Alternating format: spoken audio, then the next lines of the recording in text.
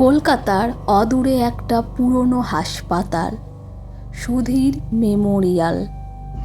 একসময় নামকরা হলেও এখন সেটি প্রায় পরিত্যক্ত। চারপাশে ঝোপঝাড়, ভাঙা দেওয়াল আর একটা থমথমে নিস্তব্ধতা।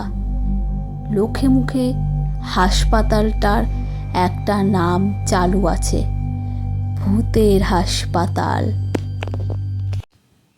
1985 সালের 13ই নভেম্বর রাত।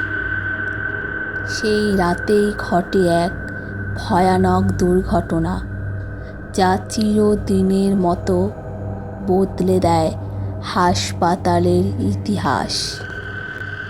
রাত তখন 3:15। অপারেশন থিয়েটারে ঢোকেন এক অভিজ্ঞ সার্জন, ডক্টর রতন চক্রবর্তী। রোগী একজন 12 বছরের বালক, পেটে মারাত্মক ইনফেকশন, অবস্থা সংকটজনক। রতনবাবু অপারেশন শুরু করেন।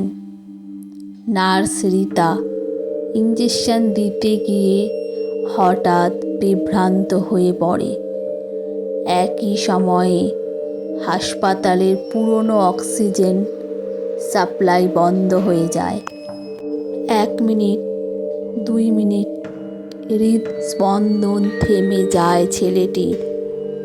রতনবাবু চিৎকার করে ওঠেন, বলেন, আমরা ওকে হারাতে পারি না।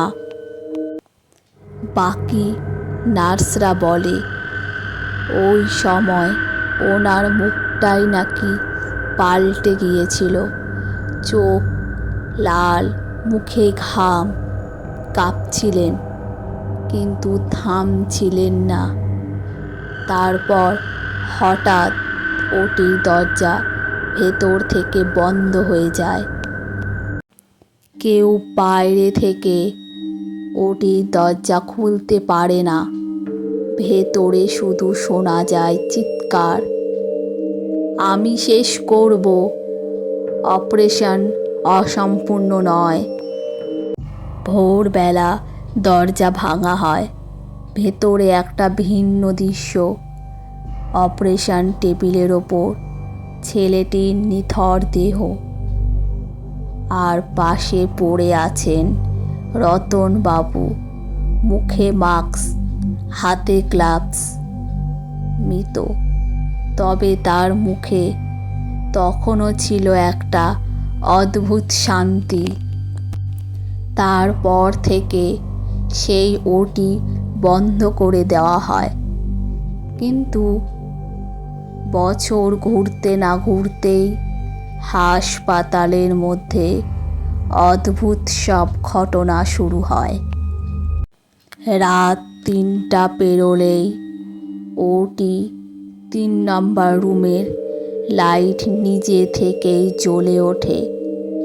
সিসিটিভিতে দেখা যায় কেউ একজন ভেতরে হাঁটছে, সাদা প্রাণ, গ্লাভস হাতে, যেন একজন ডাক্তার।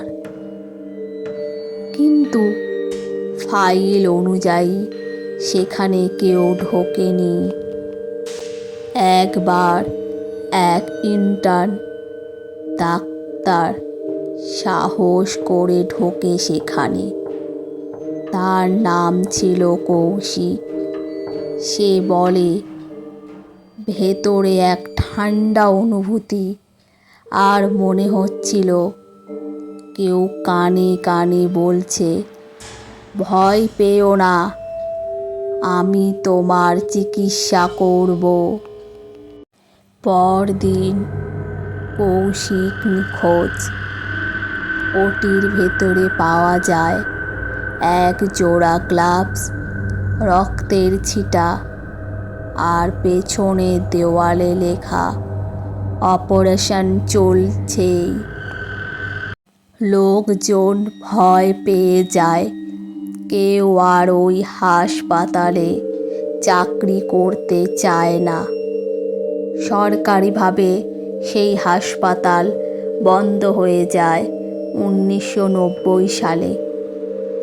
কিন্তু আশেপাশের লোকেরা এখনও বলে রাত 3:15 বাজলেই হাসপাতালের 3য় তলার জানালায় একজন ডাক্তারকে দাঁড়িয়ে থাকতে দেখা যায়। সে তাকিয়ে থাকে বাইরের দিকে, যেন কারো অপেক্ষায়। একবার এক ইউটিউবার রাত 3:10 লাইভ করতে যায় ভেতরে। ভিডিওতে দেখা যায় সে হেঁটে যাচ্ছে করিডোর ধরে। হঠাৎ একটা দরজা খুলে যায় নিজে থেকেই, ঢুকে পড়ে ভেতরে এবং ক্যামেরায় শোনা যায় সেই কণ্ঠস্বর, বসে পড়ো, অস্ত্রোপচার শুরু করছি। ক্যামেরা কাঁপে, আলো নিভে যায়, লাইভ বন্ধ।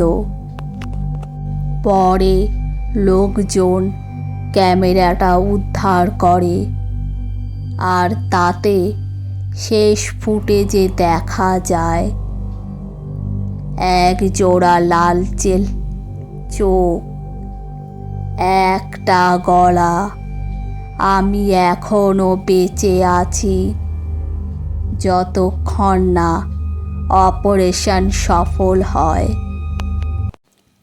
আজও মাঝে মধ্যে ওই হাসপাতালের সামনে দিয়ে যাওয়ার সময় কিছু মানুষ বলে, ভেতর থেকে একটাই কথা ভেসে আসে, স্টিচটা ঠিক হয়নি, আমি আবার করব।